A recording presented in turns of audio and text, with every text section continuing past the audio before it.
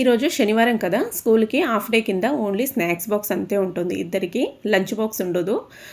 పిల్లలేమో ఒకరు దోశ కావాలి అంటున్నారు, ఒకరు ఇడ్లీ కావాలి అంటున్నారు. సో స్నాక్స్ బాక్స్కి దోశ ఇడ్లీ అయితే మళ్ళీ సపరేట్గా ఇంకొక బాక్స్లో చట్నీ వేయాల్సి వస్తుంది కదా. మళ్ళీ వాళ్ళకి బ్రేక్ ఏమో చాలా తక్కువ టైం ఇస్తారన్నట్టు, షార్ట్ బ్రేక్ కింద.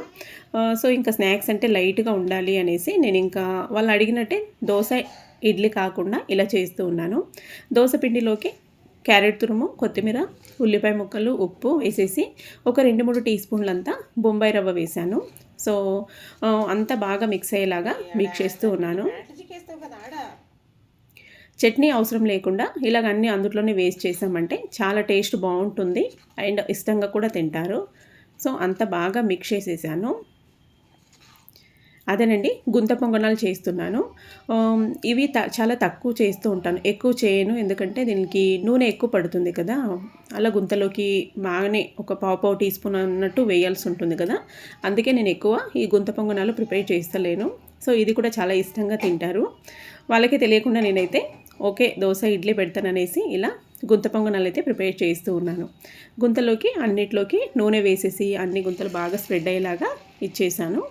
తర్వాత ఇలా అన్ని గుంతలోకి కొంచెం కొంచెం పిండి అయితే వేస్తున్నాను. బాగా ఎక్కువ వేయట్లేదు, మళ్ళీ లావ్ అయిపోయినాయంటే తర్వాత తినడానికి లోపల కొంచెం ఇది అనిపిస్తూ ఉంటుందనేసి చిన్న చిన్నగా వేద్దామని చిన్నగా వేస్తూ ఉన్నాను.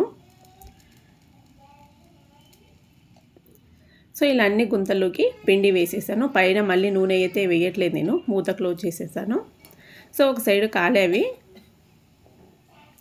పైన పచ్చిదనం అంతా పోయిందంటే ఇంకా కాలినట్టే. సో హై ఫ్లేమ్లో పెట్టొద్దు, సిమ్ టు మీడియం ఫ్లేమ్లోనే కాల్చుకోవాలి ఇవి.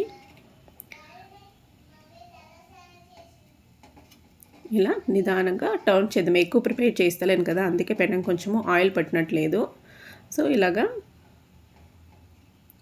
అన్నీ ఇలాగే నిదానంగా టర్న్ చేసేసుకుందాం.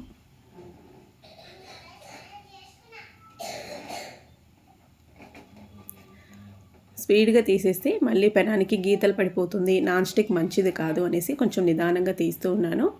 సో అన్నీ ఇలాగైతే ప్రిపేర్ చేసేసాను. రెండు వైపులా బాగా కాల్ చేసామంటే సో ఇలా రెడీ అయిపోతాయి, చాలా సాఫ్ట్గా ఉంటాయి. వాళ్ళకి ఎలాగో స్నాక్స్ టైం కూడా చాలా తక్కువ టైం ఉంటుంది కాబట్టి చాలా ఈజీగా తినేస్తారు. అందుకే ఇలాగైతే ప్రిపేర్ చేసి పెట్టేశాను. సో ఈరోజు వీడియో అయితే ఇదేనండి. మీరేమేమి చేశారు మార్నింగ్ బ్రేక్ఫాస్ట్ కింద, అండ్ పిల్లలకి ఏమేమి చేసి పంపించారో తప్పకుండా నాతో షేర్ చేసుకోండి. నెక్స్ట్ మళ్ళీ ఒక వీడియోతో కలుద్దాం. బాయ్.